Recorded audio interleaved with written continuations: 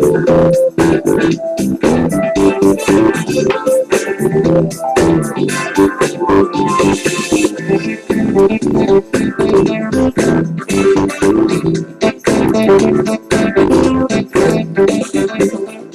gentlemen, I want to welcome you to the most influential urban conservative talk show in the world. Yes. Ladies and gentlemen, you're listening to the Exceptional Conservative Show live from the nation's capital. We are not ashamed of the good news of conservatism, for it is the power of liberation. First to the Republican and then the Democrat.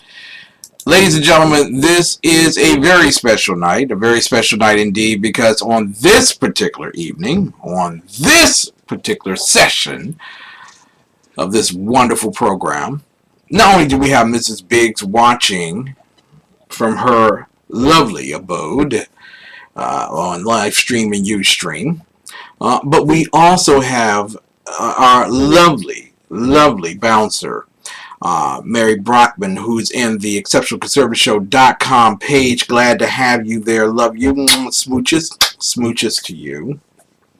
And for all of those who are listening around the world, especially our Facebook listeners, thank you so much. But this is a very special night because this is the newest edition of New Day Black and Red. We're going to be doing that in the 9 o'clock hour here with the great one himself. I sit at his feet and I spit shine his boots while he exclaims with great glory the pontifications of constitutional study. So there you go. None other than the great one himself. Dr. Michael Jones will be with us, and we are very appreciative of the fact that he is with us. The underground professor that he is.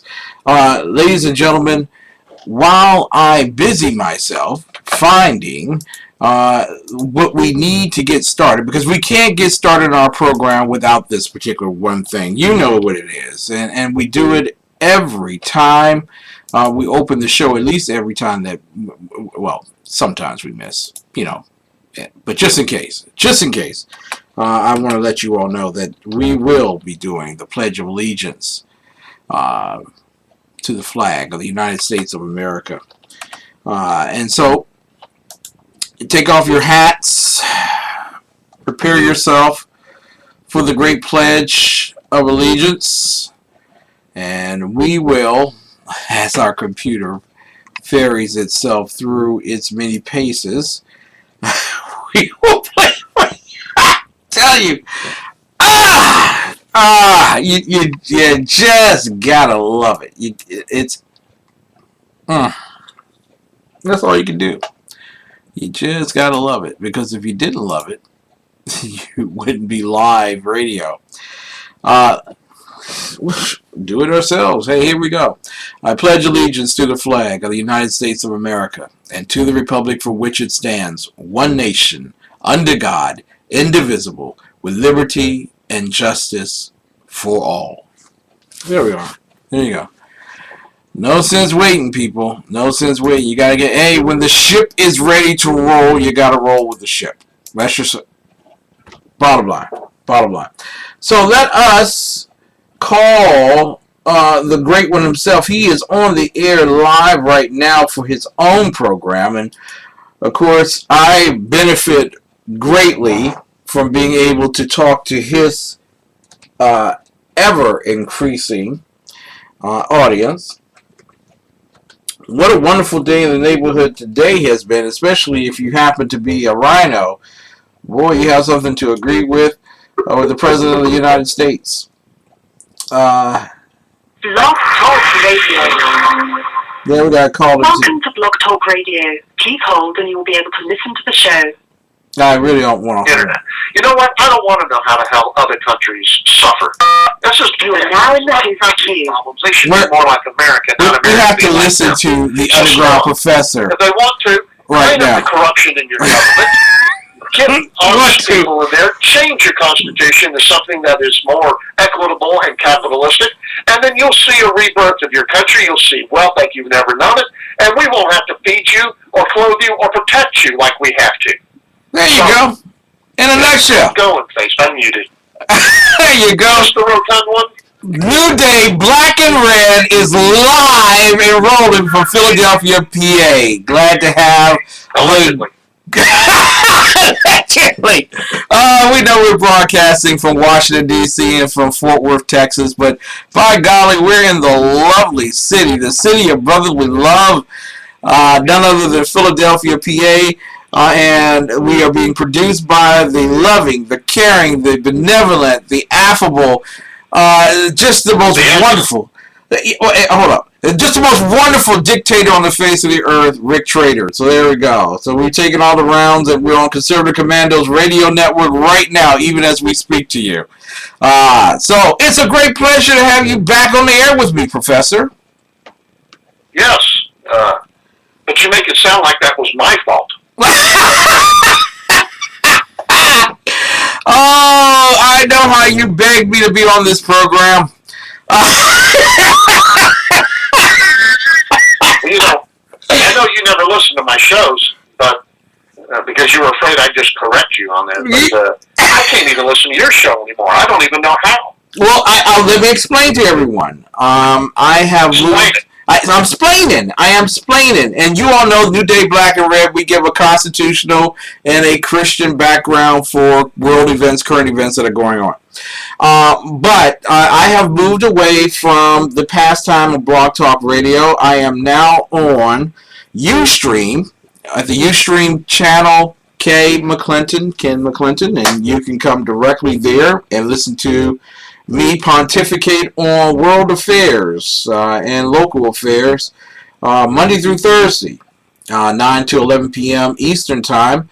It is also rebroadcast on SHR Media, so I'm very pleased with that, and also on Pundit Press. And also on Fridays, of course, we do New Day Black and Red live out of Pennsylvania, Philadelphia, PA. Saturday. Yeah, Saturday. That's what I said. Saturday. Yeah, Saturday, 5 p.m. Friday's a little religious thing you do. No, I moved from Friday to Sunday at 7 a.m. and American Conservatives' Exploration of the Inspired Word of God. So I know it's hard to keep up with me, but like the Jews, I have one day off and it happens to be Friday. So there you go. Well, at least you got the Sabbath. Yes, I did. Yes, I did. Speaking of Ustream, Mandy Sue is really good at that. Really? Yeah, she streams everywhere. The lovely professor has 5 dogs, and he adopts a dog every time he goes out. And Mandy is the new one? Yeah, Mandy Sue. Mandy Sue. Wow. Beautiful, beautiful. Pug. And that's why blind, but she's fantastic, yeah. And she thinks you're handsome. There you go. Yes, she has just enough sight that if you're right up next to her, she can see movement and light, and she kind of freaks out about the beard. She can't figure out what's going on with the beard, but she doesn't have much more sight than that. Well, speaking of beard, there's something that we share in terms of a alumni, and it's coming. No, not as the unpleasant blind guy. No, we don't share him as an alumni, and no, we don't share Holger either as an alumnus in this regard.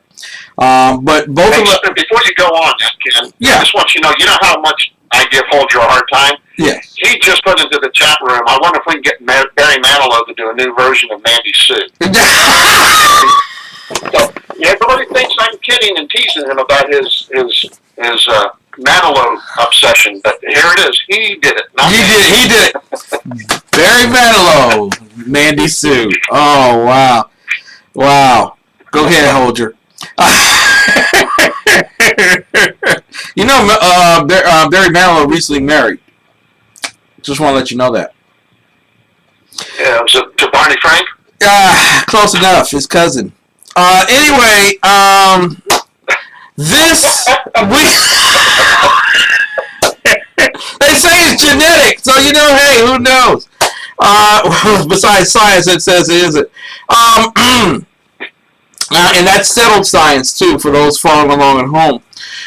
Ladies and gentlemen, the professor and I have served our time on the throne rooms. Well, scratch that. on the chairs of various sites as St. Nicholas's. And we're coming up on that time of the year again, speaking of your beard. And I want to read this PSA here, given to us by our lovable and affable producer, who is not at all a belligerent, but is certainly a benevolent dictator, Rick Trader. But Stockings for Soldiers. Stocking for Soldiers Delaware Incorporated was founded to help improve the morale and welfare of members of the armed forces of the United States of America deployed in harm's way. We accomplish our mission by sewing holiday stockings and filling them with special items for the troops. Many of the stockings that we send are for a specific person with their name on the stocking. For many troops, our gift is all they receive for the holidays. We are trying to send a touch of home as well as personal messages of support to remind our troops that we appreciate all they do for us and to let them know that they have not been forgotten over the holidays. We depend on the generosity of others to help us to accomplish our vital mission. Stockings for Soldiers Delaware Incorporated is a 501c3 nonprofit organization. As such, donations are deductible to the extent allowed by law. Please consult your tax professional for more information. If you would like to make a donation, and we encourage that you do, not because we happen to be from the alumni of the St. Nicholas Foundation for the North Pole, but certainly because these are soldiers and they are our soldiers. They are men and women. So we encourage you to make a donation. You can send your check to Stockings for Soldiers, Delaware Incorporated. Stockings for Soldiers, Delaware Incorporated is at 1911 Falk Road, F-O-U-L-K Road, Wilmington, Delaware, 19810. 19810. They thank you for your assistance. Stockings for Soldiers is a tax-free organization, and their tax ID number is available upon request. But if you would, just find some time, send a donation. It could be your Chuck E. Cheese dinner for the night. I mean, who knows? But whatever it is, just send a simple donation to help our men and women overseas. And Professor, what was it like when you received something from overseas besides a bill from Kmart? Well, you can find this funny at Desert Shield. It was Christmas time, in December, Desert Shield, and they would take these dump trucks and back them up and dump out parcels that were sent from people from America. And we would go through it, and we would open them up, and you remember how big Game Boys were back in the 80s? Yeah. 90s? Yeah. Well, we would open up boxes and find Game Boys and just kind of toss them behind us. Toss them away. Because, there were so many of those around, we didn't need them. But what we were fighting over, and we would get in fights over, would be the toilet paper and facial tissue and Kleenex and Q-tips, nail clippers, things like that. That's what we wanted. Mm-hmm. And those were the things that we celebrated. But you know what? It didn't matter what people sent. We were grateful. Yeah. Just to be thought of, because you're not over there, and it's very lonely. Even when you're with all your fellow soldiers or airmen or whoever whatever branch you're serving in, and you're with your mates, and but you're still alone because it's not your blood, it's not your family back home. It's not what you normally do. None of your traditions that you get to do. And then if you're like in the Middle East, you have extra problems of having Christmas services or Christmas trees because the Middle Easterners don't like it. The tolerant, peace-loving Muslims get very violent and angry if they find a cross or a Christmas tree or anything that is, has to do with Christmas. Yes. And so it's hard to enjoy that holiday over in the Middle East. Exactly. It really is. But it's nice to get stuff. I'll tell you what, it really spikes the morale. To get something.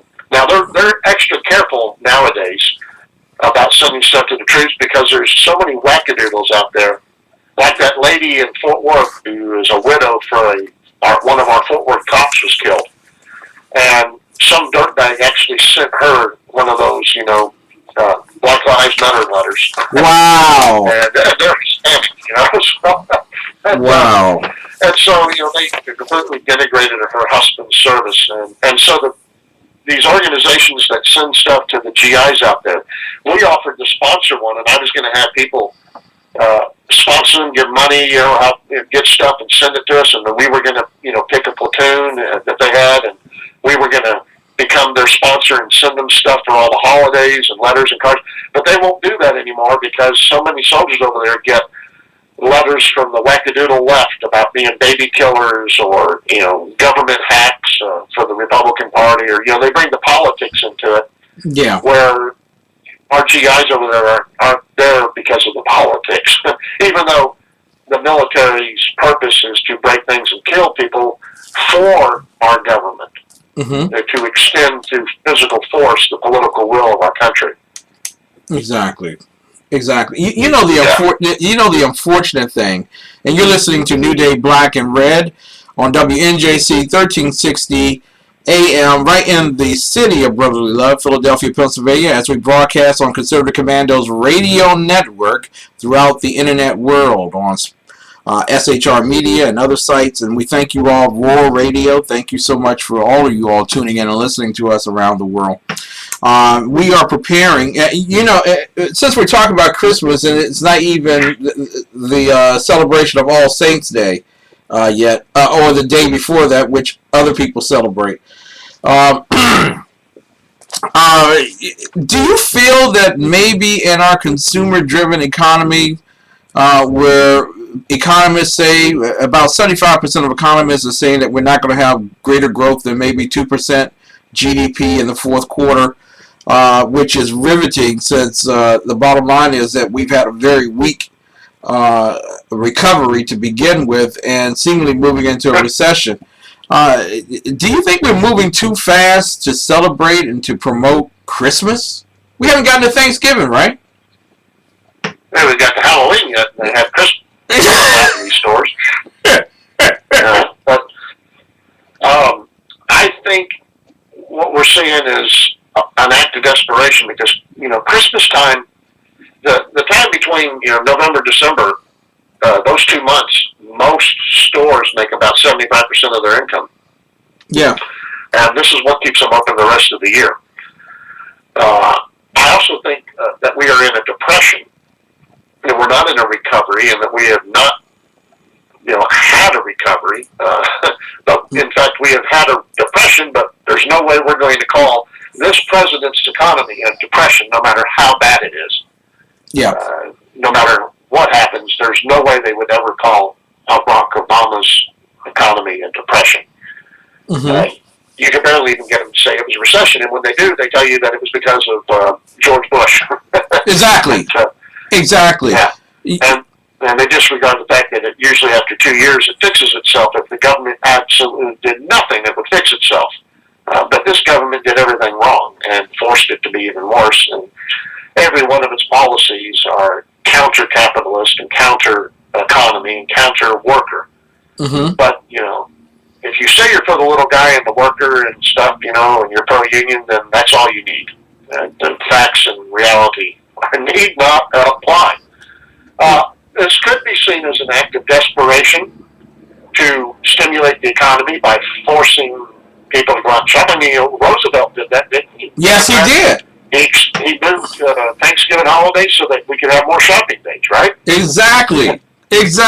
And there's nothing like a socialist controlling the wheels of the economy. Nothing at all. They will bastardize whatever possibility they could to create the illusion that things are better off than what they really are.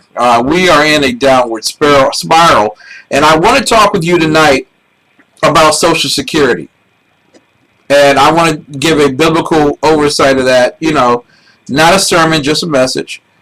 But earlier today, as reported by Breitbart, and I'll read this to you, a story written by Voting by. Back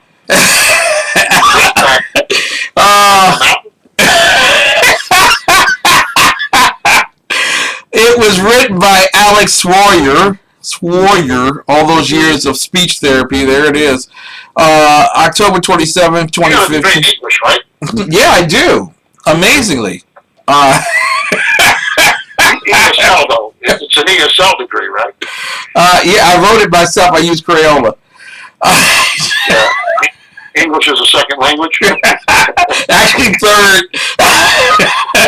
Ebonics is my first language. So, And Yobonics is your second. That's right. That's right. You know, I've been saying, yo, what's up like that? You know what I'm saying? You know what I'm saying? Come on, rerun. Get to the point. Okay, point is, Representative Paul Ryan from the great cheese state of Wisconsin, the Republican who is about to become Speaker of the House, thanks to the wilting Freedom Caucus, says that the 2-year agreement that was made on the down low in the U.S. House under the auspices of the current Speaker, John Boehner, and with the President of the United States, Barack Hussein Obama, that he thinks that the proposed budget stinks, but he did not say he will not vote against it. And so I want to talk with you about the concept here that part of the proposal is that they take money from, because Social Security is divided into two portions. One is for old age and retiring. The other is for disability. They're going to take money from the old age portion of it to prop up the disability portion, which is racing steadfastly to bankruptcy in the next 2 years. And overall, probably by the 2020, there's nothing left in the bank at all for Social Security, including the reserves. I want to ask you, first and foremost, is there a constitutional basis for Social Security? And then secondly, how is it that we're able to fund welfare, food stamps, and all these other things, but we can't give grandma an extra 3% raise this year in Social Security? Wow, well, you just asked me a whole bunch of stuff there. That should fill up 50 minutes. First off, I'll go to the easy ones first. There is no constitutional authority. In fact, I would tell you that it's not constitutional for them to do all these things, to force us. Now, they did the same trick with Obamacare to get Social Security passed, talking about taxes and fees and what was what, and this was voluntary, but everybody had to do it and whatnot. It's all a Ponzi scheme. And then there's no money in it. It's not pay as you go, sadly. It doesn't fund anything. So when you put money in, your money's not there when you retire. It's somebody else's money. So you need new people constantly coming into the system and paying money so that when you retire, you'll be able to get their money. So these people got to go to work so that you can retire. And that's not an investment scheme. That's a Ponzi scheme by any definition. So it's not constitutional. It's not even legal. And if you and I decided to set up a Social Security program for the employees of our great networks, we'd go to jail, sir. We'd go to jail. So are you pushing? Are you pointing to the fact that we had that conversation earlier today, and that we were going to do what Barry Madoff did? No, I'm sorry. Just kidding. Yeah. and no, I won't pull your thing, but that's okay. Now, why can't we give 3% to grandma? Well, you know how many people are in Social Security? That would bankrupt the country. Wow. We can't afford it, especially when we're pretending that there is no inflation because we've changed the way we measure inflation. It's not measured the same way it was under George Bush or predecessing presidents. It's been all revised because they had to revise it because the economy sucks. And they would be giving out huge amounts of increases every quarter in COLAs if they were to measure it accurately. Now, the funny thing here is you got to ask, where are Social Security voters? Most of them vote Democrat, right? Yeah. Most of them are fixed incomes. Most of them are elderly, and they vote Democrat. So because that's a Democrat issue, Republicans are always trying to do scary things like make it solvent and maybe even privatize it for those who want to privatize. Not forcing everybody into it, but that's scary, and no one wants other people to do better than you by taking a risk. So they don't want any fixes to Social Security. And they get a lot of other lies that they buy into. Well, let me go a little further. Who do you think is in Social Security disability? Now, most people in Social Security disability aren't disabled. There's a mandate by the administration that 25% of all Medicaid and Social Security disability awards, if you will, people who get selected to get on it, must be able-bodied people. Now, what does that tell you? You're getting Social Security disability, you're getting Medicaid, and you are able-bodied. Well, that was what we thought these programs were for, right? Was for people who are injured and can't work, blind or handicapped, losing a body part, and they can't function or work like a normal able-bodied person. So we have these out of good-natured, Americans that we are. We don't want people to suffer. So we're willing to give in more and more money to fund these programs so that people won't suffer, or get a break like the rest of us have. Well, guess what? It's not really for the injured or the blind or any of that. In fact, 90% of all cases of people who are injured or blind that apply for disability are turned down 90% of the time. Wow. For the first time. They have to go get one of those guys, that gets money to get you your Social Security. And so they have to apply and get people to fight for them. A lot of people just give up and don't even try.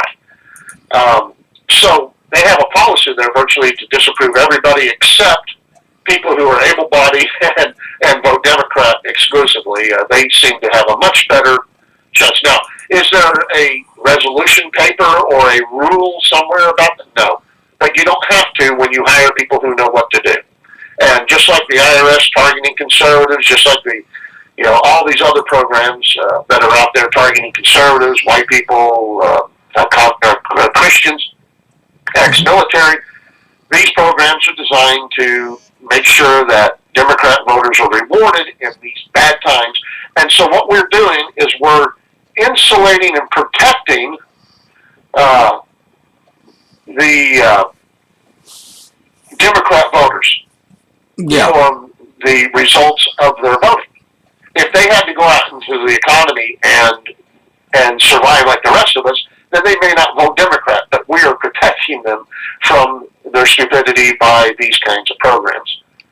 Now, but there's a sense of emotional attachment along with a misgiving, and we're talking tonight with Dr. Michael Jones, better known as the Underground Professor. You are listening to New Day Black and Red. It is Saturday, 5 p.m. on WNJC 1360 AM out of the wonderful city of brotherly love, Philly, Pennsylvania. And you'll also be hearing us on Conservative Commandos Radio Network. There is an emotional attachment to the misgiving or the propaganda that you paid into Social Security. So shouldn't I get something? I paid into this thing. They owe me. Can you speak to that, sir? Well, that's what we think, isn't it? And we do. They take money right out of our paychecks, so it's not hard to make the connection that you paid into it, you should get something out of it. But, you know what? Look down in Texas. I can't remember what city it was. Austin or... No, it wasn't Austin. San Antonio, something like that. One of these cities down in South Texas, there was a short period of time, I think it was in the 80s or the 70s, that they were given this option where they could opt out of Social Security, the entire city, for city employees, not rank and file people, but for government employees of the city, they could opt out of Social Security. And so the teachers and the government workers in the city said, "Oh yeah, we're out. Goodbye Social Security." And they make the last I heard, their retirements are 30 times more money each month than those on Social Security. And so it's huge. It's like better than like you're getting $300 Social Security, you get $3,000 from them. That's the kind of ratio that we're talking about. But yeah, you pay into Social Security. The problem is that they don't invest the money, and you don't get a return on it. So it's just whatever they say it is that you get. Now here's the scary thing, Ken. There are people up there, professors and Democrat professors. I guess I'm being redundant, and and people in Congress on the Democrat side that have put plans forth. They've been nixed so far, but they keep trying. And like most progressives, they don't stop until they get what they want. Look at healthcare. They've been trying that since LBJ, trying to get universal healthcare. What they want to do is they want to take everybody's IRAs and 401ks, stuff, and just suborn it to the government and say it's our money, it's the government's money, and then give you a what do you call those, IOUs? Yeah. Those little sheets of paper and say IOU, and give you like 3% interest on it, and that's it. Well, right now 3% interest isn't too shabby, so they probably have to adjust that. I want to ask you the whole concept, and then I want to speak to the biblical concept here. And I really enjoy sitting at your feet, spit-shotting your boots while you speak to me, sir. Good thing I washed.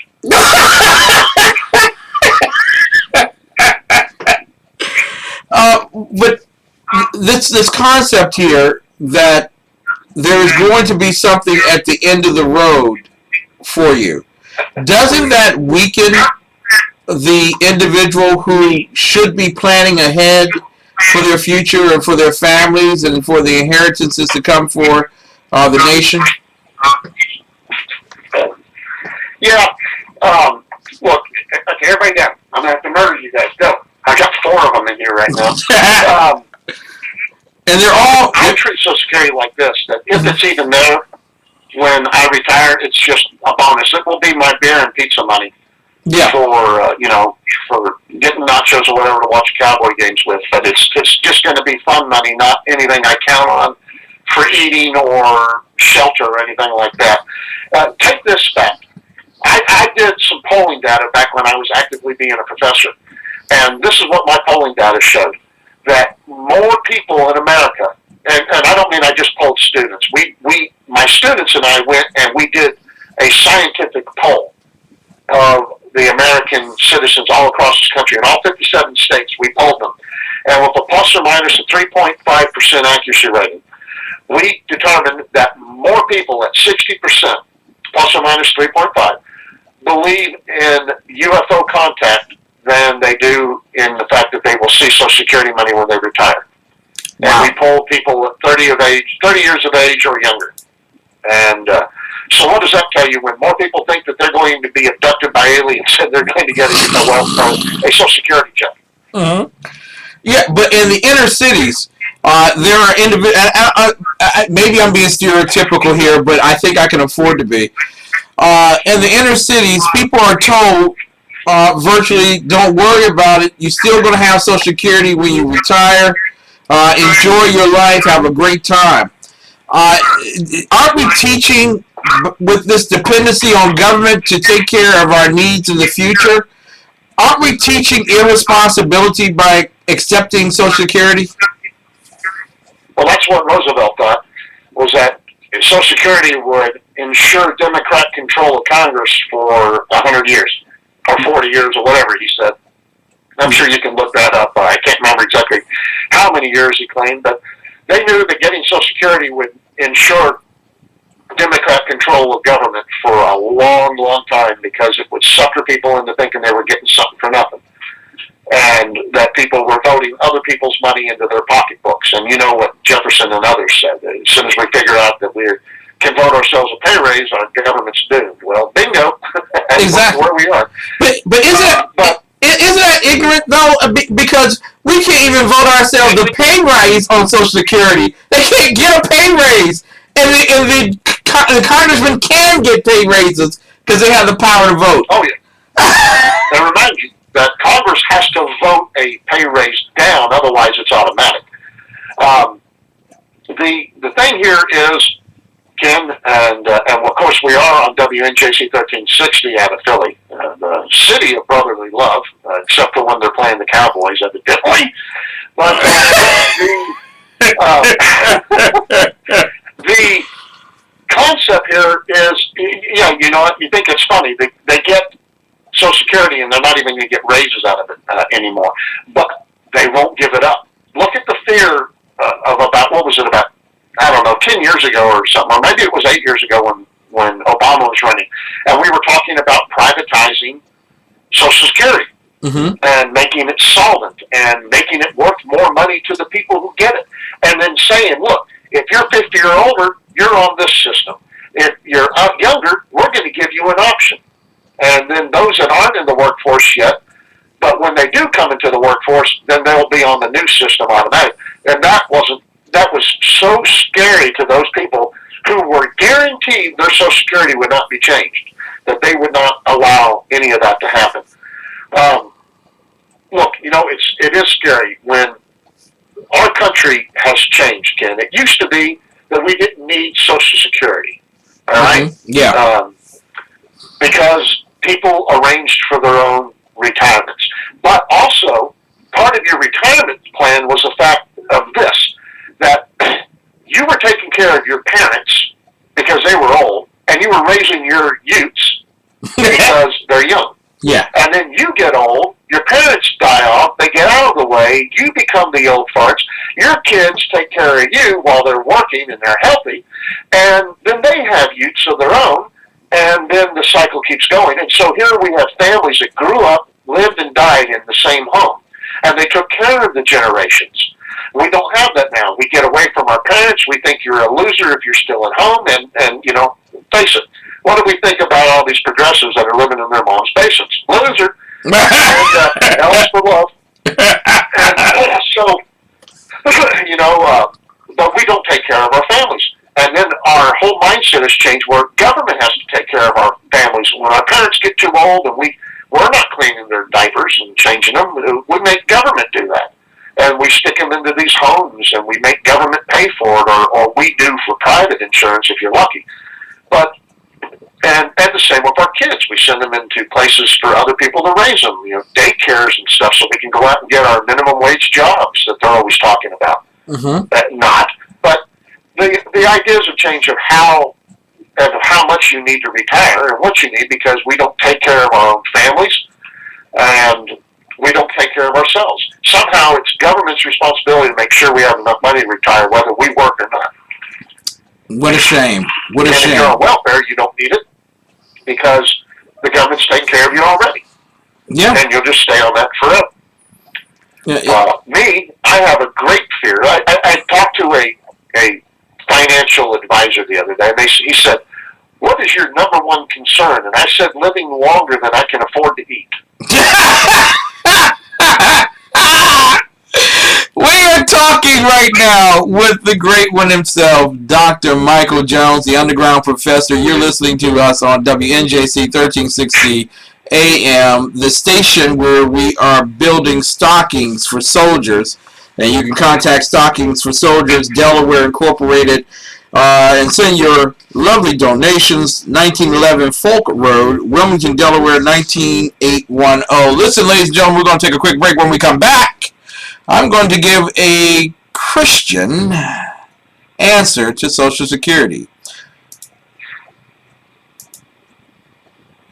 My name is Christopher Arnold. I'm the executive chef of the Future Restaurant, and today I'm going to walk you through some of the meals that we prepare here.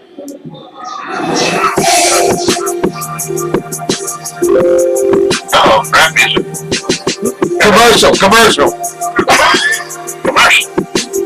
Hey, that's stockings. So we're making a some salad and sausage, and they cook here and slice it up.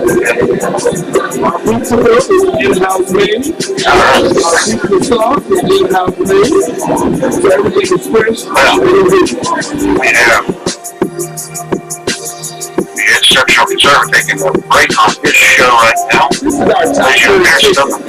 The sauce is made with coconut milk and the Thai cherry. It is juicy chicken thighs, delicious and mixed vegetables, served with jasmine rice and pita bread. Show for New Day and Black and Red on WNJC 36 Now, we're going to Saturday. prepare our favorite relaxing tilapia eaters. Chicken from the menu. So the time is playing what time it is here. It is 6 And our meal will be complete. out, so that is roughly 5:44 in the evening. Right? Let me tell you about our infused beef burger. So we keep the spice up just a little bit with our infused sauce. We start off with 80-20 USDA ground chuck pan patty burgers, like half a pound of burgers, and we're going to grill it to perfection. After I put the burgers, we add the sauce and let it cook on it until it looks a little bit.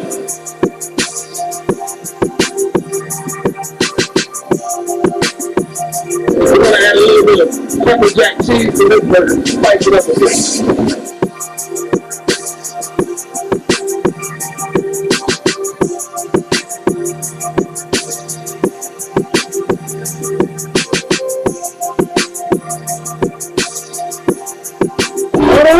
That's right, order up, my friends. It is that time of the evening, that time that we all know so well. Listen, ladies and gentlemen, if you want a very good meal, and I mean, you know, I'm a very svelte individual.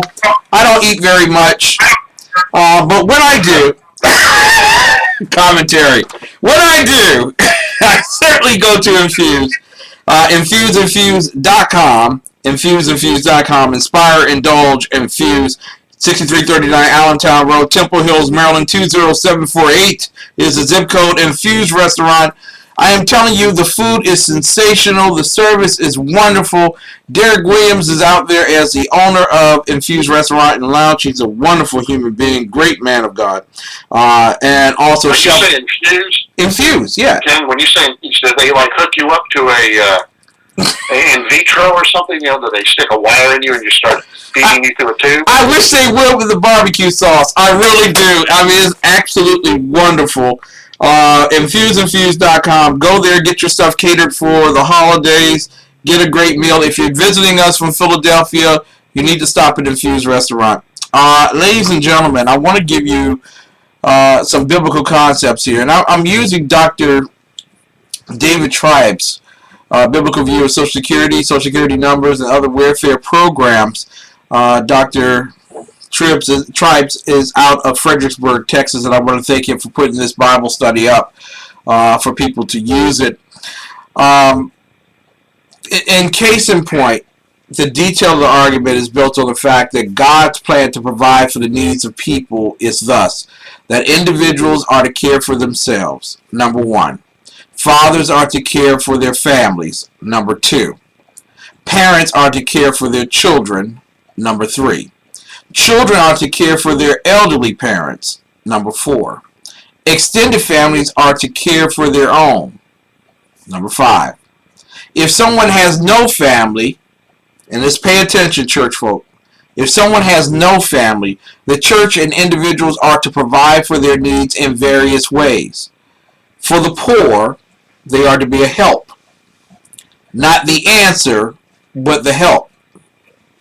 And Christians are to help fellow believers especially. Those with crops are to make available tedious manual labor for the poor and the hungry.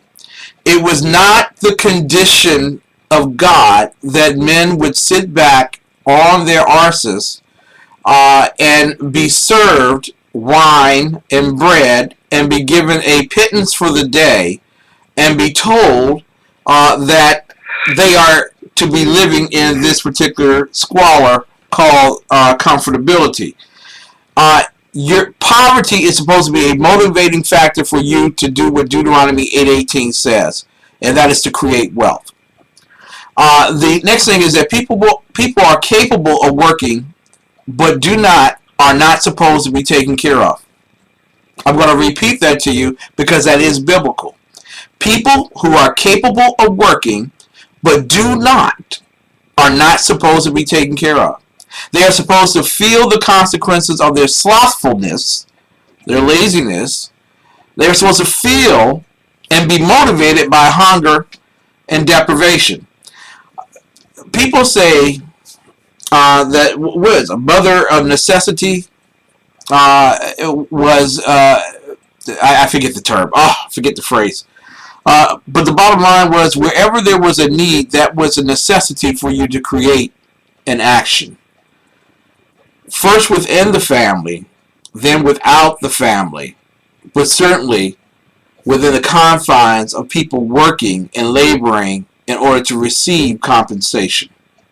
The Social Security system, according to Dr. Tribes, is not only contrary to the biblical system, it also undercuts and undermines it, relieving individuals of their God-given responsibilities, thus harming individuals, families, and the entire social fabric of the nation.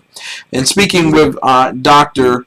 Jones earlier, I questioned him regarding whether being dependent on the state to provide for your future needs sufficiently induces individuals to take risks. And it does not. What it does is give you a utopic feeling that somehow some man in a little room with bean counting his way through life has already prepared your destiny, and that you can relax and that you can take ease and not have to worry about that. You don't have to invest anymore. You don't have to start businesses. You don't have to create jobs. By golly, someone's already taking care of your need. So we become somewhat selfish and self-centered because our needs have been taken care of by the state. The unfortunate thing is that we find out that firstly, no man can count the entire monetary need that you have at the end of your life. Number two, a state will never be able to sufficiently satisfy whatever your need is.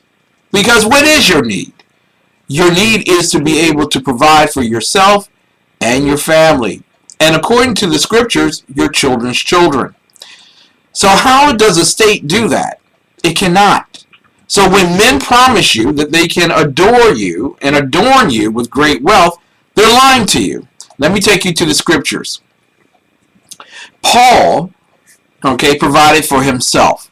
I know, this is a tough season, people are out of work, but guess what? It's amazing how many help wanted signs I see. Acts 20, verse 34. Yea, ye yourselves know that these hands have ministered unto my necessities. I want you to go back to Acts 20:34 and underline my necessities. And what tools satisfied your necessities? Yes, God blesses you, and He pours out those blessings from open windows and open doors, but guess what? They have to be in your hands. And you have to use your hands to create the wealth necessary to provide for your needs. And so he goes on to say, and to them that were with me, I have shewed you all things, how that so laboring ye ought to support the weak, and to remember the words of the Lord Jesus, how he said, it is more blessed to give than to receive. Guess what? Wealth was created not necessarily to hoard, but actually to pass through. It is your ability to train your children up in the way that they should go and train those up around you in your business that they become stewards and not necessarily employees or inheritors. What they become is stewards of the wealth, passing it on and expanding and creating more wealth. It is the objective of you, the individual, no matter whether you're in a depression, a recession, or in the most profitable times, to continue to create and multiply. It is a God-given promise that if you multiply, He will provide for your needs. Now, if you go to 2 Thessalonians 3:12, 2 Thessalonians 3:12, which I think comes in quite handy when I see women outside the churches on walkie-talkies and cell phones, coordinating how they can pick up 4 or 5 turkeys for 4 or 5 different churches. I want you to understand 2 Thessalonians 3:12. It says, "Now them that are such we command and exhort by our Lord Jesus Christ, that with quietness they work and eat their own bread." Listen, we all go through tough times. But in due diligence, you should be able to create out of your wealth enough to take care of your needs and the needs of your children. In fact, taking care of your needs and the needs of your children was probably one of the greatest barriers without a need for state-induced child or family planning. And also, fathers. And I'll leave on these particular notes regarding fathers and parents. Fathers are to provide for their families.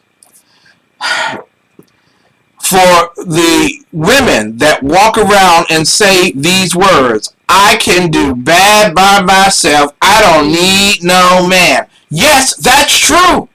You don't. But guess what? It is the father's role to provide for his family, even if it is a minimum wage job. You see, that the sight of a man coming through those doors, a good godly man coming through those doors and providing for the needs of the family, however to the extent that he can, sets the tone for the rest of the family, where they are not missing a beat, where they're not laboring in vain. But if any provide not for his own, this is 1 Timothy 5:8. If any provide not for his own, and especially for those of his own house, he hath denied the faith, and is worse than an infidel. Ladies and gentlemen, it was not Islam that created the term infidel. It was taken and written in 1 Timothy.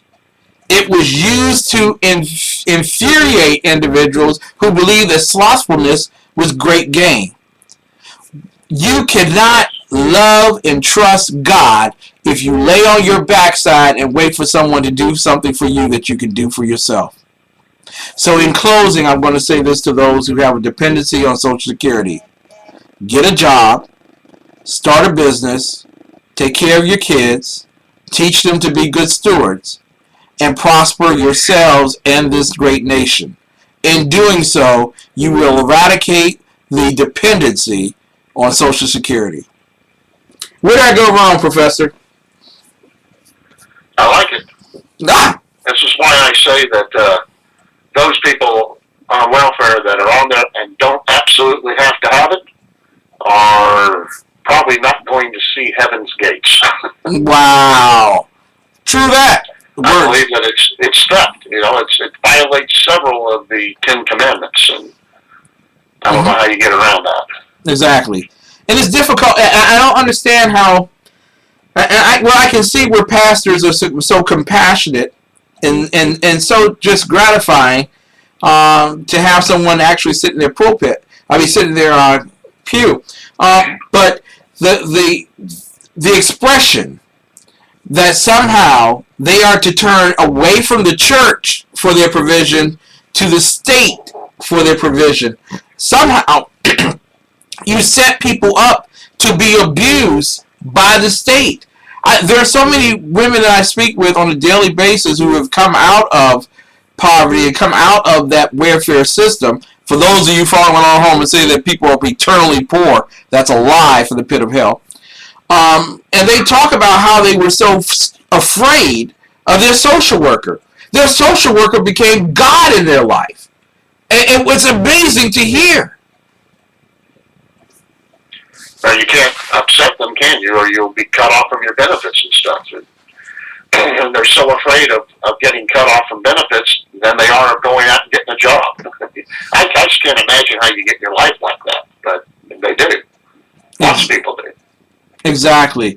For those of you who are following our home, I'm going to give you some scriptures that I want you to take a look at, since we're entering the season of manipulating the wealthy to exchange their wealth and grace to the poor. And not that come on, people, I'm not against giving. not against giving. I believe giving should be done in wisdom, and you should ask for it liberally. God will give you wisdom on your giving. It should be voluntary, too. Yeah, it should be. They should not lock the doors at the back of the church and then ask for money. That's a shakedown. That's not giving. Well, not just that, but, the government does this, too, from us, right? Yeah. They take from us, and then they become the charity instead of you and I doing it. Yeah, exactly. Yeah. James 1:27, pure religion and undefiled before God and the Father is this, to visit the fatherless and widows in their affliction and to keep himself unspotted from the world. So focus on becoming unspotted and you'll take care of all the rest. Deuteronomy 15:11, for the poor shall never cease out of the land. You will never solve the poverty question, is what God's saying. Therefore, I command thee, saying, thou shalt open thy hand wide unto thy brother, to the poor, and to the needy in thy land. Notice who he was talking to. Not the government. He was talking to you. All right, and take a look at Proverbs 21:13, Proverbs 22:9, and Proverbs 28:27. Proverbs 28:27, I'll leave you with. He said, he that giveth unto the poor shall not lack, but he that hideth his eyes shall have many a curse. So your job is not to hide from the poor, but to give them what they need. They don't need a welfare check. They need a job. That's where dignity comes from in this world.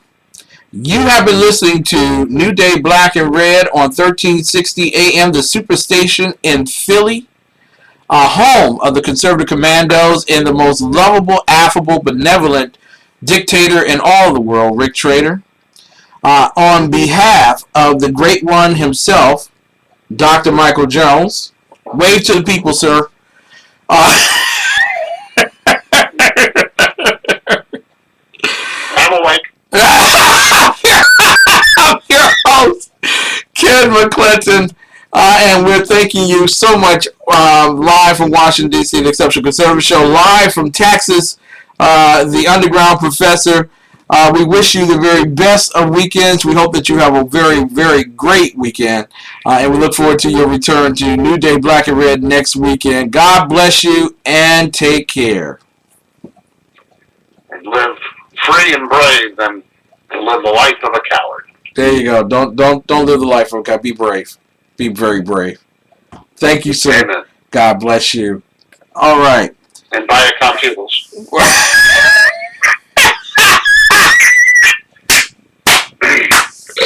Oh, Go with the toodles. got it. Oh, ladies and gentlemen who have tuned in to listen to the best urban conservative talk show in the world, and I'm not just saying that myself, I actually wrote it down.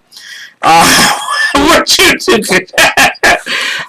you to do me a great favor. Stockings for Soldiers,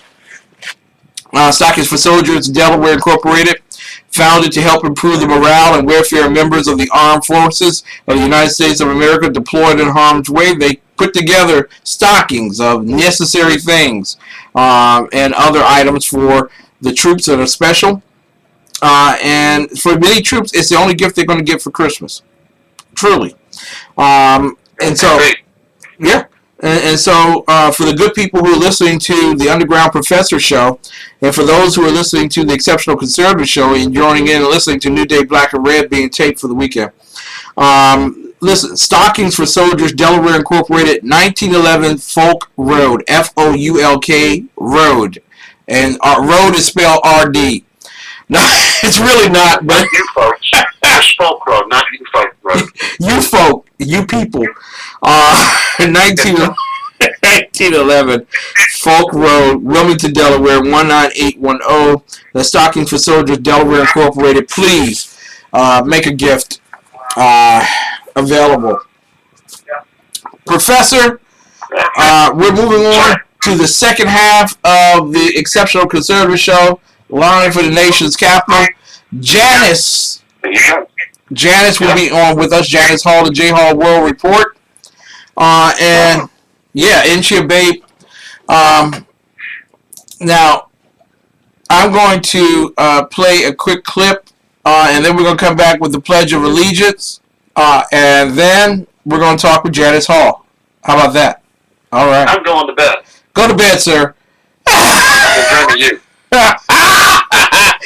Mrs. pork Biggs. chops. Mrs. Biggs is jealous. I've been drinking you eat pork chops. And that's having a Jurassic Park kind of dream, you know? Listen, I lost a lot of weight. I put down the spoon. So. Yeah. You weigh yourself with half a third in your hand now, huh?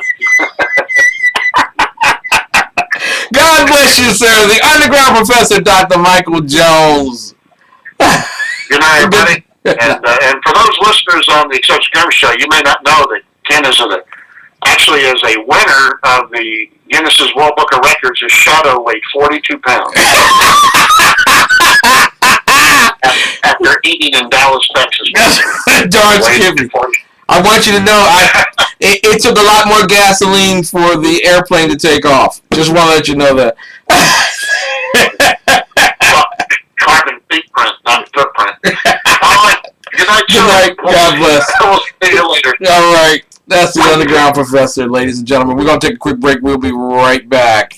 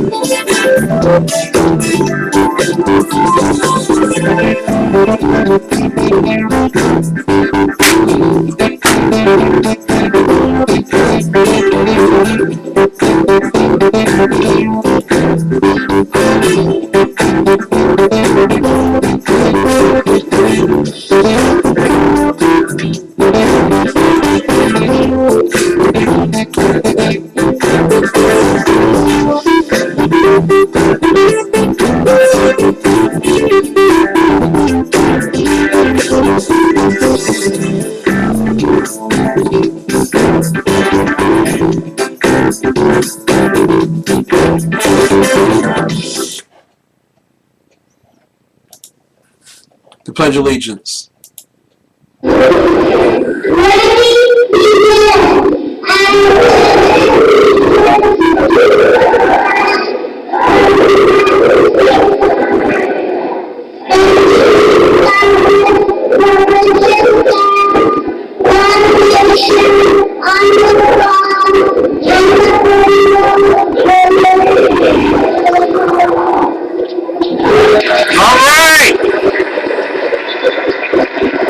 That's what I'm talking about. Ladies and gentlemen, you're listening to the most influential urban conservative talk show in the world.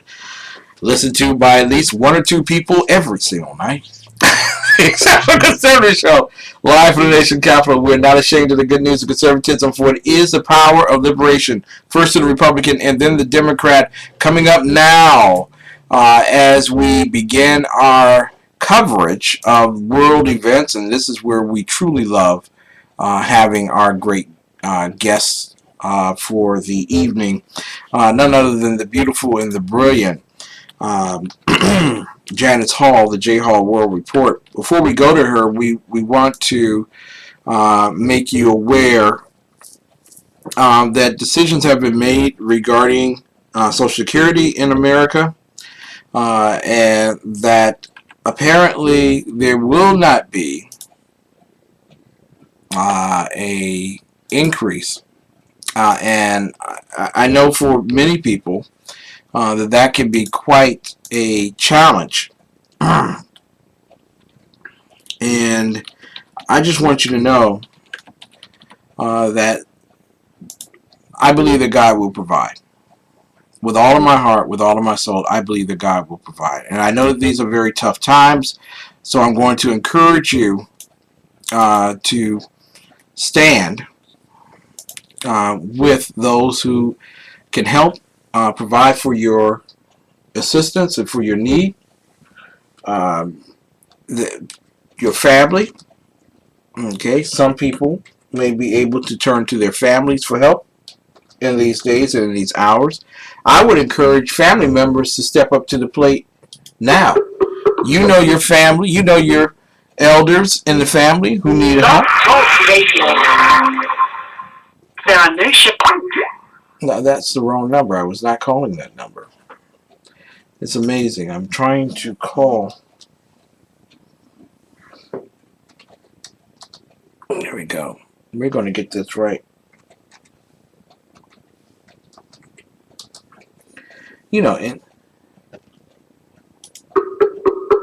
stop.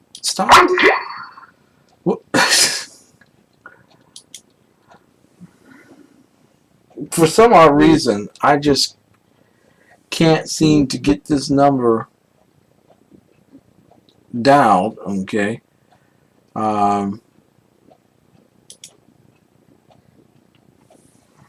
Going to try this one more time. I'm going to try to delete this number here. And there you go.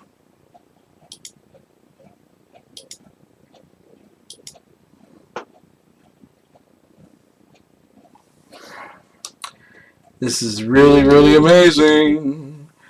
I tell you.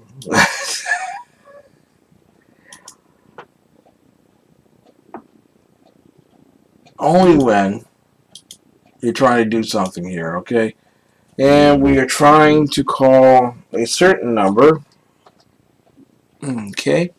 And that certain number leads to a certain person who's waiting to talk with us. And wow, there we go. Okay. There we go. Janice Hall, J Hall. Love Talk Radio. There are no shows scheduled within the next month. How can this be? You just gotta love this. You just gotta love. There we go. We're gonna quit Skype. Yes, we want to quit you because you're no good.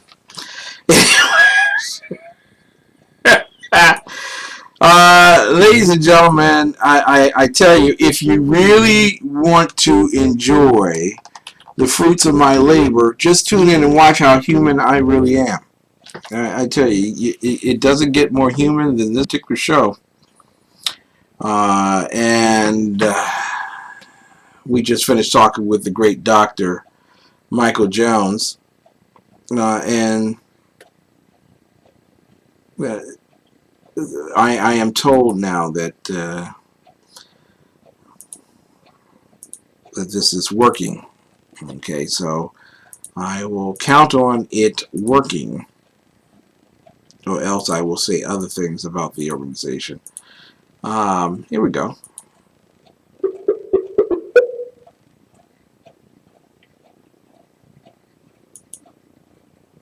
We're trying to call the... There we go. All right. There we go, people. There we go. Janice Hall, the J Hall World Report. Trying to get her right now. Hello. Good day, Janice. It is a pleasure talking with you tonight.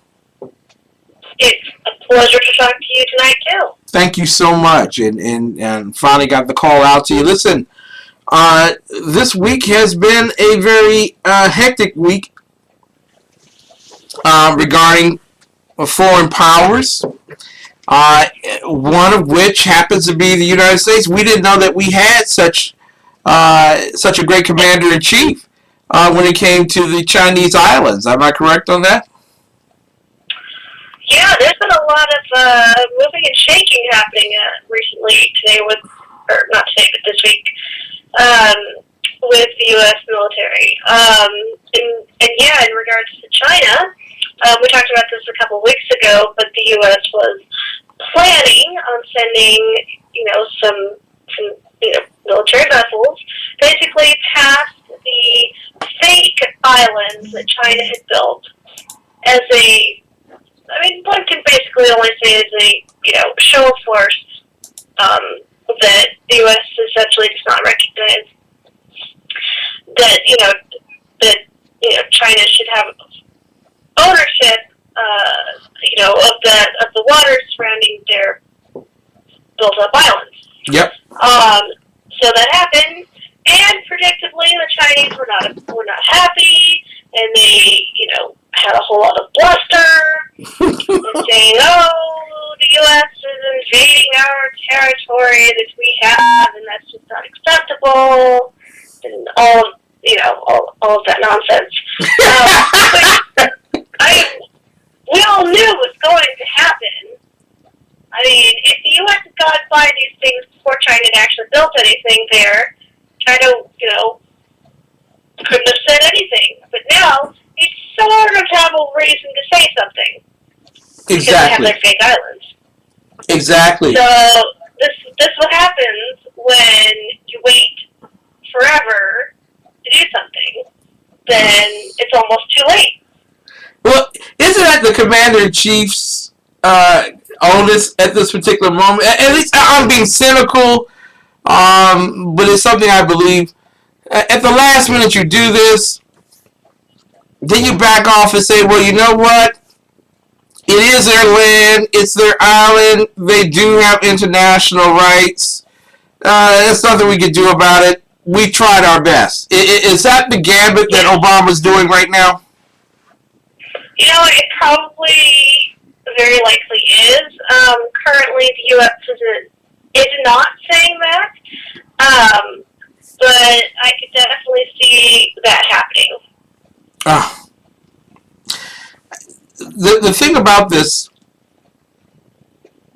is that a lot of attention, and we're going to talk about it in just a few moments, a lot of attention is on the Middle East.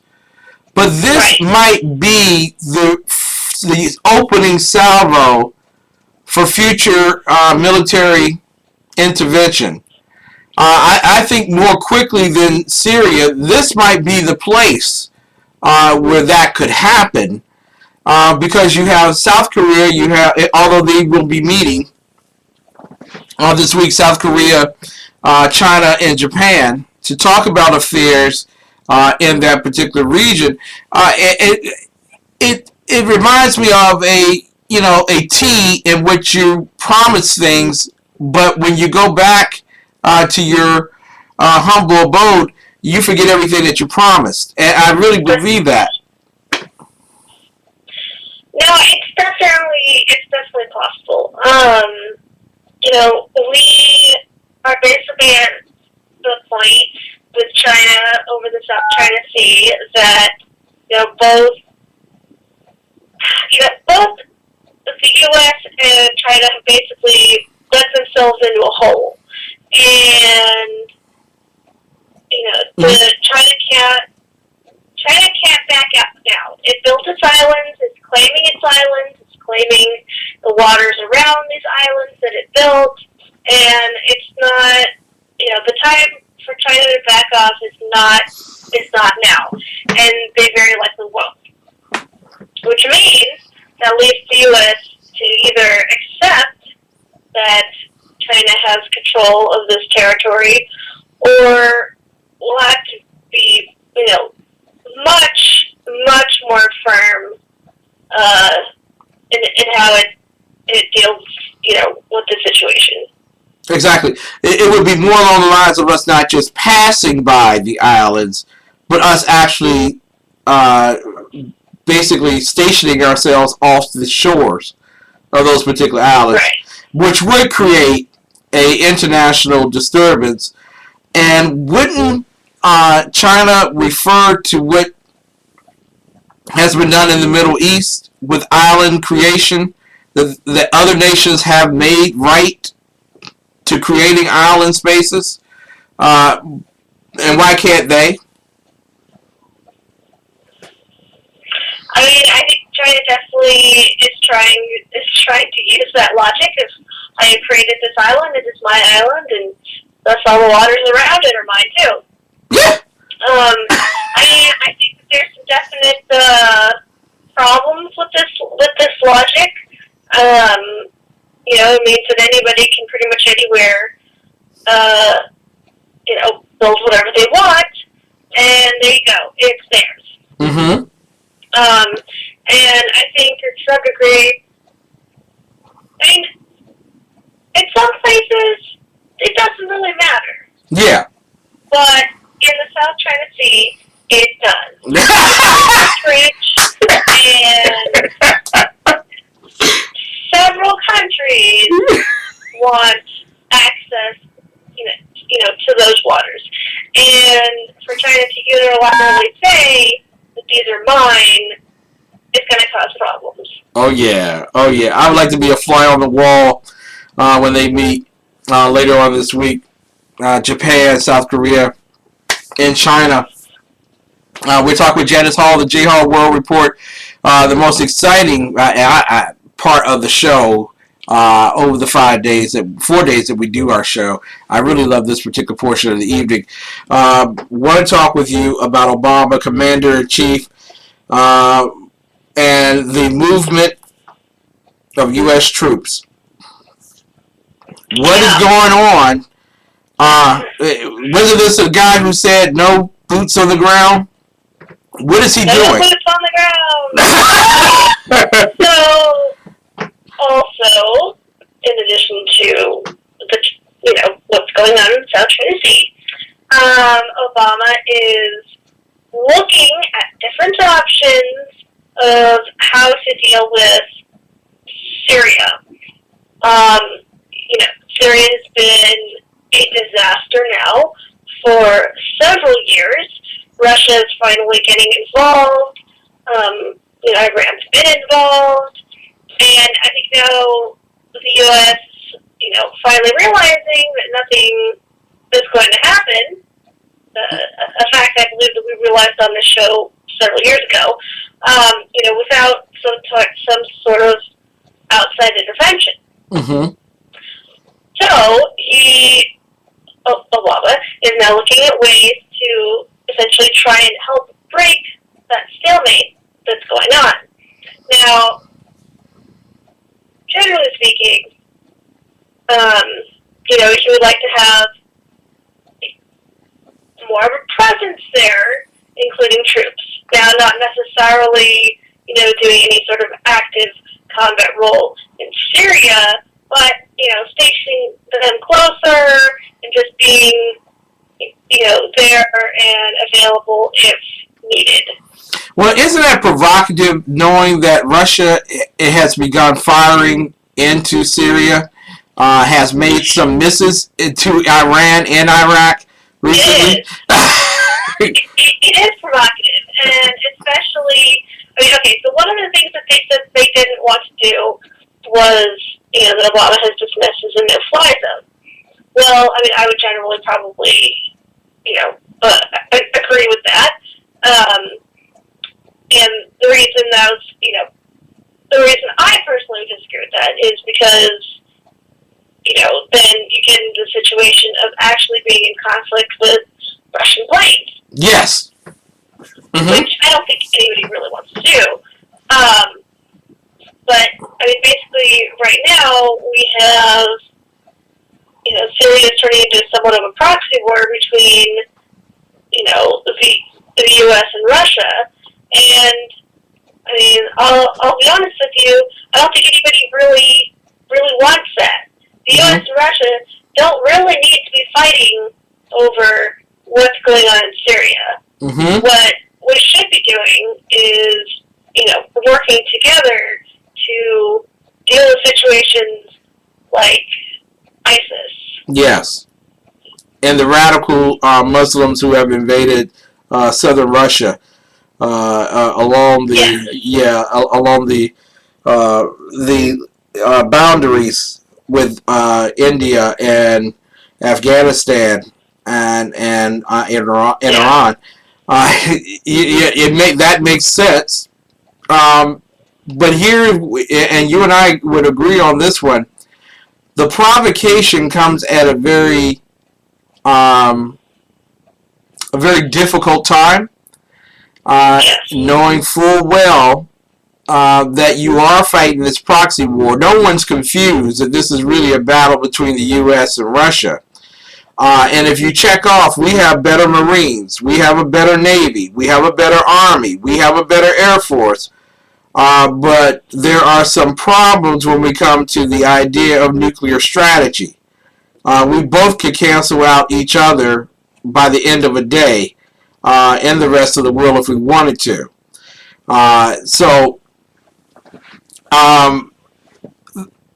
Isn't this one of the major concerns, or should be, for those who are in Congress, that the actions of the president might be considered provocative? Not that we fear Russia, but we fear what could happen if both sides decide that, we're not going to take it from each other anymore. Yes. Well, I think that, I've said this before, and I'll say it again, that really this situation is also, well, like so many more, at least the situation with Russia is partially a failure of diplomacy. Yeah. And, we're not at the stage with Russia where we need military action or that we need, any type of show of force. We can have a dialogue, and I think we should, but, Obama hasn't been open to that. And I will say to some degree, partially Putin is to blame as well, in that, he is has a lot of pride and does not want to, do anything that might portray Russia as being weak. However, we're now in this situation because of this, that, we have, this country, Syria, that is basically in a civil war, and we're almost fighting each other for no good reason. Yeah. Yeah, I agree with you. Why don't we just step back? I would consider blockading at Turkey so that the civil unrest within Turkey doesn't get adjoined by the proliferation of immigrants crossing the border. They don't need any more radicalism in Turkey. But blockading off, and hey, let them go at it. Go for it. Whatever you do. And when you finish, whoever's left standing wins. I don't know. I don't know why that's so bad. Want to talk with you tonight. We're talking with Janice Hall, J Hall World Report. There's almost always so much more world news than we can get to, and we try to get to it very quickly so that, well, pridefully, that we will be the first ones to talk about it, but often we're 4 or 5 weeks ahead of everybody else. So want to make mention to that. Iran. Yes. Invited to talk. Oh. Why are they invited to talk to anybody, and certainly about Syria? Well, practically speaking, it's not actually, out of the realm of possibility for Iran to be involved with any talks that go on with Syria. And partially because Iran does have a very, they're continue to support the government there. They've had a very active role. And And, just as a matter of practicality, if you were hashing out anything, they probably should be there. However... Yep. I love the howevers. However, I think currently, based on what I just said about everything else in regards to Syria, I think the people that need to be talking about this right now are the U.S. and Russia, not Iran and everybody else. Is this one of the benefits of winning the negotiations with the U.S.? Do they get to be the military power and might of the Middle East now? Has Persia come back to power? They get to have legitimacy, and one of the perks of having legitimacy is that you get to attend talks and you get to, put in your 2 cents and perhaps, create policy for other regions. I want to go quickly to another story because Iran sucks. They shouldn't be talking to anybody. But are you giving up bacon? Because Am I giving up bacon? Yeah, because the World Health Organization says bacon causes cancer. Not pork, but bacon. Specifically bacon. Everything causes cancer, and I really like bacon. There you go. I agree wholeheartedly with you, but talking about the UN, what's going on right now with the UN and the U.S. On Cuba? All right, so as much as you like to bash Obama, I like to bash the UN.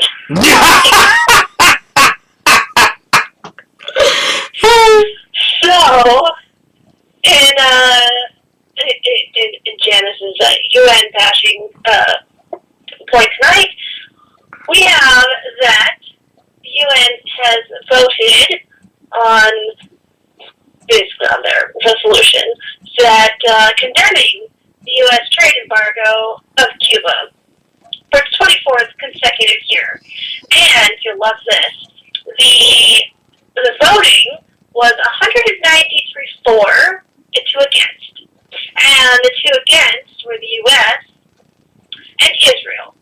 And Wow. the Cubans had the wonderful audacity to claim that the U.S. should have voted for it. Wow. I'm just amazed as we come to the close here, and I'm just so glad to talk with you on Tuesday nights. J. Hall World Report, Janice Hall with us, our foreign policy guru. Isn't that ironic that Israel stood with us? It is just a little bit, yeah. Oh, we love you, Israel. Janice, we love you too, and we love you coming on Tuesday nights. The J. Hall World Report, live from the nation's capital. Thank you so much. Thank you. There we go. I'm telling you, I really enjoy Tuesday nights. People just don't know how much. I say it all the time. But that young woman, how great she's grown in the field, and very proud of her. Very proud of her. Ladies and gentlemen, we're going to take a quick break. When we come back, I want to talk with you about production concerns in urban America. You heard me, without wincing, my commentary regarding Social Security and the biblical flaw that we have as the ointment that we have poured down our head upon our beard, the dependency on the state to provide for our retirement and health needs, when it's we the individuals, that we the people that should be doing that for ourselves outside of the state. Well, ladies and gentlemen, I want to talk with you about why production is one of the major problems in urban America, and why production is the tool by which, and I'm not talking just manufacturing, might be the tool how we move out of the morass of the economic plight of so many in urban America and create an economic boon. Listen, people, in order to create jobs, you got to have businesses. In order to have businesses, you got to have people willing to take risk.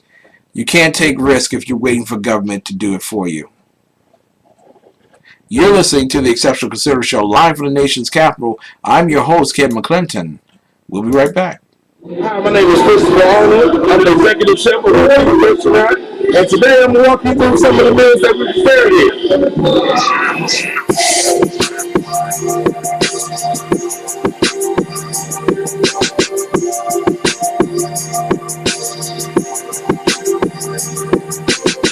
So we're making a pizza. We use French Italian sausage, like that.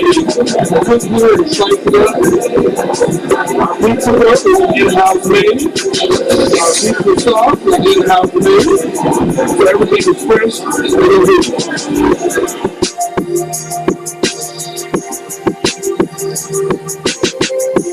This is our Thai curry chicken. The sauce is made with coconut milk and the Thai red curry.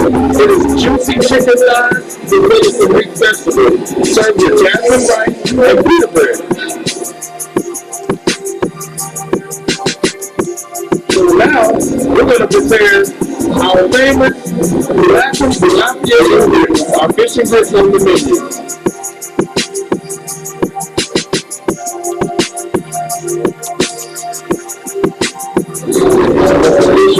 And our meal will be complete.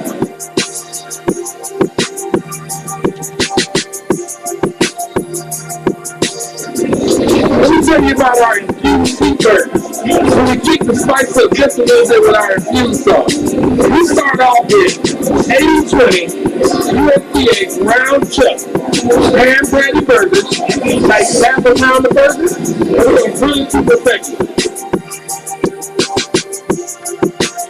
After I flip the burgers, we add the sauce and let it cook on it until it goes up a little bit.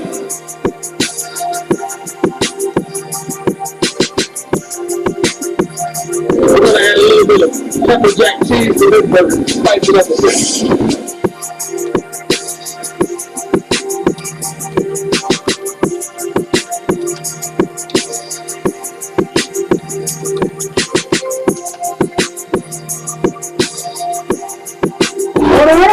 That's right, Pete. That's what I'm talking about. Order up, order up. Get yours today. My wife loves the black bean veggie sandwich or something. Y'all know what I like. I want my burger. I want it good. I want it big. And yes, they do a great job. Inspire, indulge, but certainly infuse. Infuse Restaurant. You will find it at 6339 Allentown Road, Temple Hills, Maryland 20748. You can call them 301-449-9000. Do it today so you can go ahead and cater your office parties. Parties. Okay? Infuse.com. Go there. Take your wife out. Listen. All right, brothers, between you and me, what you do is you tell Derek Williams, the owner of Infuse, make you an exceptional meal. All right? You go pick it up while your wife is running her errands. You come back home. You put all that fine food on the dining room table, on a good tablecloth, a real nice one. You put all that food, you just lay out all that good food, black-eyed bee, all that, the chicken, whatever you just order, the huge burger for yourself or whatever. But I don't know how you do it. The barbecue, the barbecue is sumptuous. You just lay it all out on the table, and then you turn down the lights real low, and you start talking to her in that voice that made her want to marry you in the first place. When she gets through that door and she smells all that good food, Oh man, with all that coming up in her nostrils. Ah!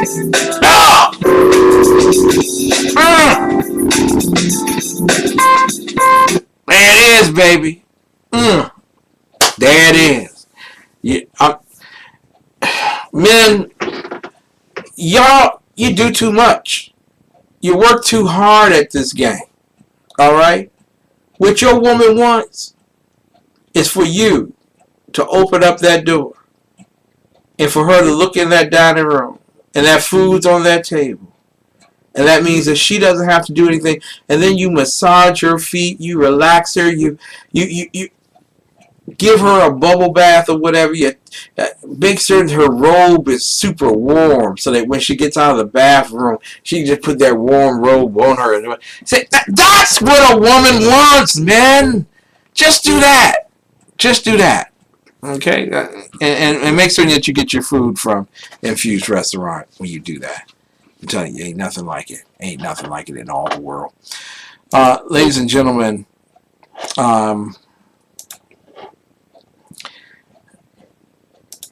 I've been talking about FDR and his speech, his plan, and we stopped last night.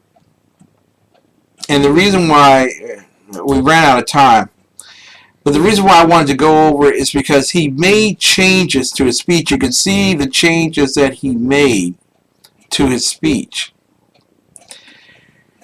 And his war on the U.S. Constitution, it was a declaration of war against the U.S. Constitution. There are those today who are declaring war again against the declaration of our Constitution.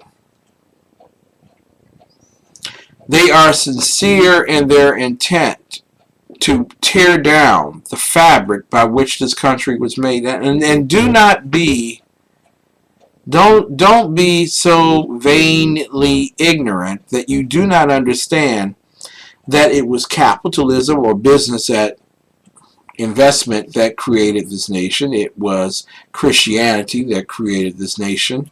It was conservatism that created this nation, and it was constitutionalism that created this nation. Those four things working together, fused at one time, the philosophies, the thoughts, the business, all of that fused, and it was the big bang of liberty. That all four of those principles come together in one place at one time in history. Never before has it happened. And FDR, in a speech, deigns himself dictator, or at least the general, the commander-in-chief of war against the U.S. Constitution. On page 19 of his speech, he begins with the first paragraph that says, "We have come to a clear realization of the fact, however, that true individual freedom cannot exist without economic security and independence. Necessitous men are not free men. Necessitous men are not free men." What he's saying is that your condition belies your freedom. Simply put, that if you have a need that has not been satisfied by God, then you're not free. And only the state can satisfy what God cannot. And in fact, we will do it so much better that you will no longer have a dependency on God. We will become your God. How did you read all that into that one line? Well, understand what necessitous men means. Necessitous simply means that men have needs that they cannot satisfy themselves. And in fact, let's get into the etymology there. I know Sackheads Radio, they be joning on me because I use the etymology and the dictionary and everything. But I do it for a reason. because I want you to understand the things that were meant when they were said.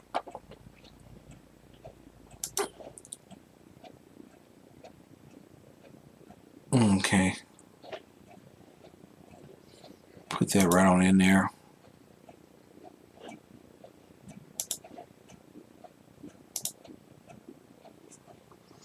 Yeah, there we go. Bing.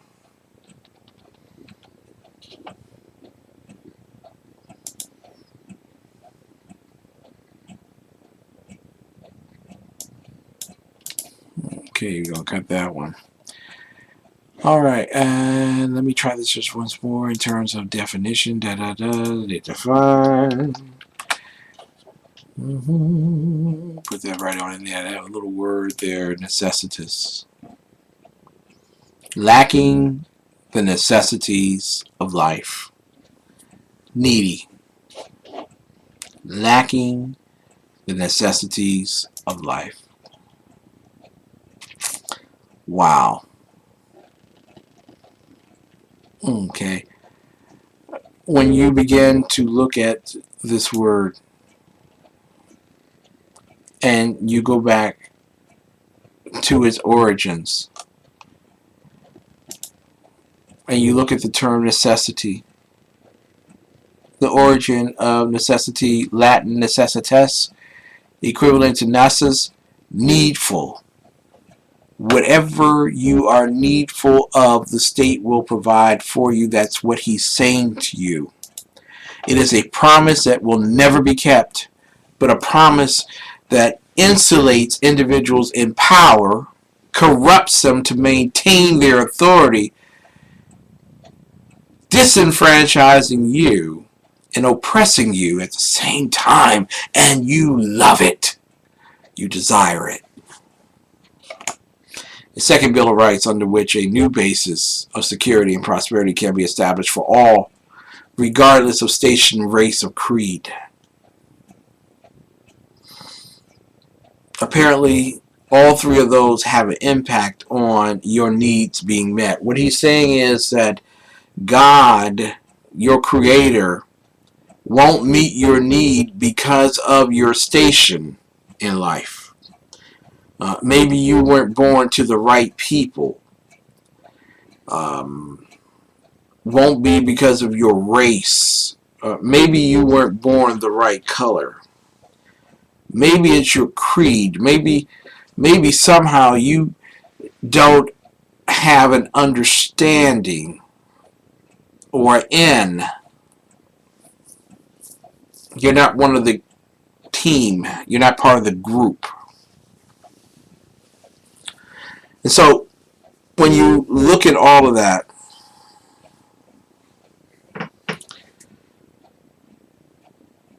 you wonder what a man of this proclivity is thinking as he rolls this out. Does he know that he will weaken America? Does he know that he will produce a cadre of descendants who become wiser yet weaker because they become more dependent on the state and less dependent on themselves? That they become more inundated with the utopia promise than they are in terms of seeking their own wealth. He writes, among these are the right to a useful and remunerative job in the industries, or shops, or farms, or mines of the nation. What was Obama attacking when he talked about energy? He was talking about the mines. You see, since Mellon and Ford and other Carnegie and other great leaders of the Industrial Revolution, the socialists have been out to liberate the industries, to liberate the shops, the farms and the mines. Notice how all of those are union pursuits. And somehow that you are guaranteed that job. Every American. How about the right to earn enough to provide adequate food and clothing and recreation? The right of every farmer to raise and sell his products at a return which will give him and his family a decent living. Who is the guarantor of that decent living? Well, it would have to be the state. Page 20 of his speech. The right of every businessman, large and small. And be careful, listen to this. Listen very closely to this and tell me if the trade agreement with the Pacific Trade Agreement isn't similar to what FDR is talking about here. The right of every businessman, large and small, to trade in an atmosphere of freedom from unfair competition and domination by monopolies at home or abroad. Here's the next right. The right of every family to a decent home. Well, how do we define decent?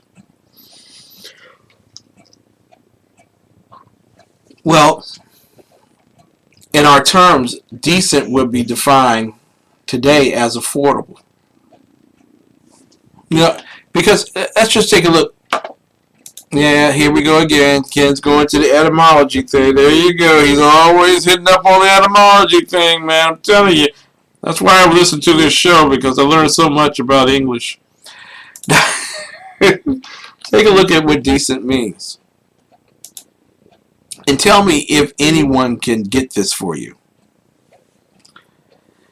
Proper to one's station or rank. Wait a minute. Wasn't the Second Bill of Rights designed so that we wouldn't have to worry about race or creed or station? But that's exactly what it means. Proper to one's station or rank. So a decent house for you, guaranteed by the government, certainly would never meet the standard of an FDR. But you can't have an FDR type of house because that's not in your station in life. You can only have what we're willing to give you, a little plexiglass 2-bedroom that you can fit your 14 kids. When we look at the term in the Latin, descentim, it means becoming, seemly, fitting, proper, fitting. It just ain't fitting. It just ain't. It just ain't fitting. What's fitting for you?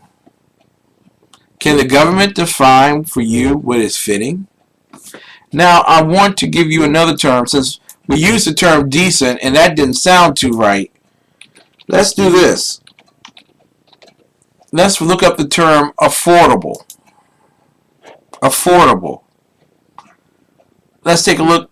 Able, okay, able just simply means ability. It really is what it means. It means capacity, ability, fitness. Okay, that's what it means, ability. So, ability to afford, meaning to put forth, contribute, further, advance, carry out, accomplish. So, affordable means the same thing that decent does. For your station, for your rank, versus for what you can advance or contribute to. That's affordable housing. When we say terms like this, they are politically correct terms, but what they mean is that you are continually dependent on the source of government to maintain your station of life, your condition. You're not coming out of that condition. You're going to maintain it. And it is our job to comfort you in your maintenance.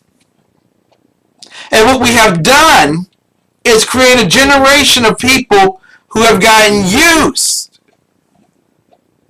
acclimated to someone providing for their need as they trade out their risk. And so what insulates an individual from taking a risk? Well, you hear it every single day. Man, I would leave this job, but it's got good benefits. They've insulated you. You may not be the most productive worker as a result of your desire to leave, but nevertheless, they don't have to worry about you leaving. Because they know that you're not willing to take a risk on finding something better than what you got. Because you believe that that thing that you have is the only thing that you ever will have. And if you believe it's the only thing that you ever will have, then what you will do is put demands against that particular thing and say that I want more of the benefits. I don't care what the other guy gets. I want more of the benefits.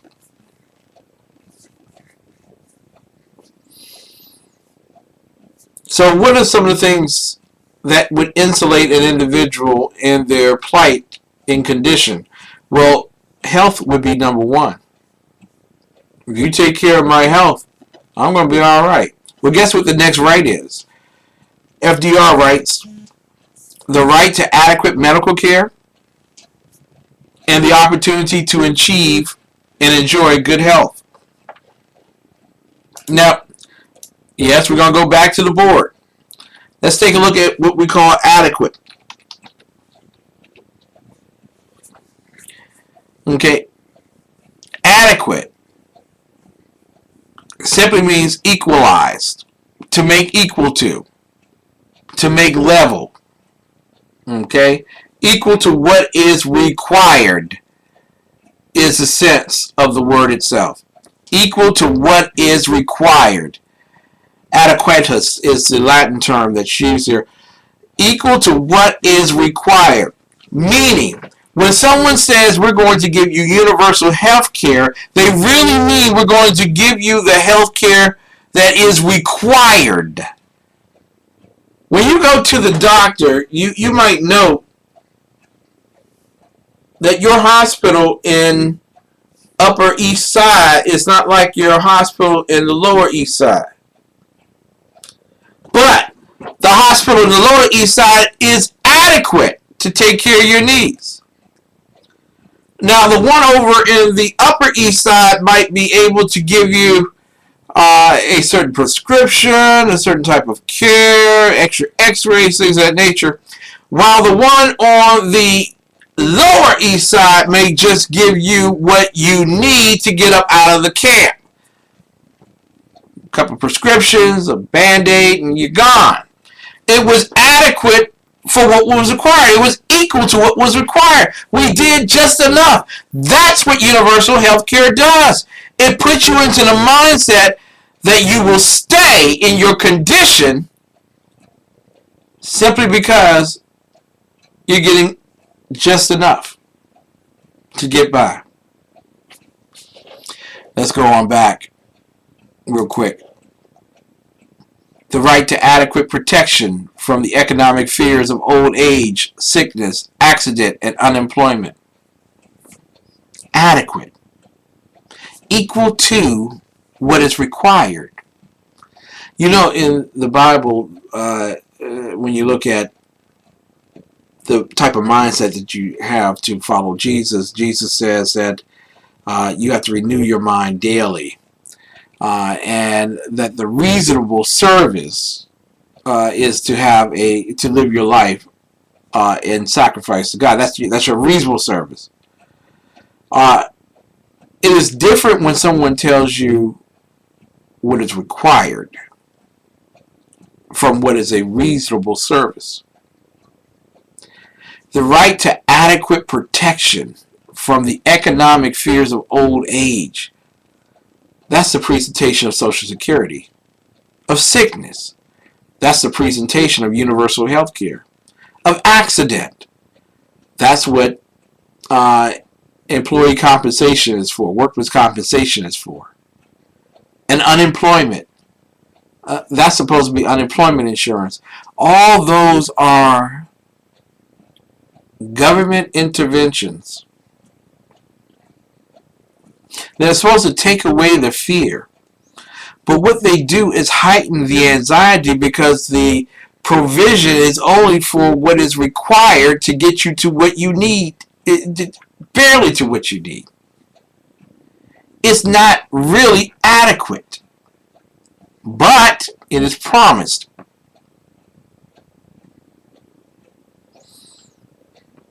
It is far better for you to build your own wealth in the hands of God than to be sufficiently satisfied with the adequacy that comes with government.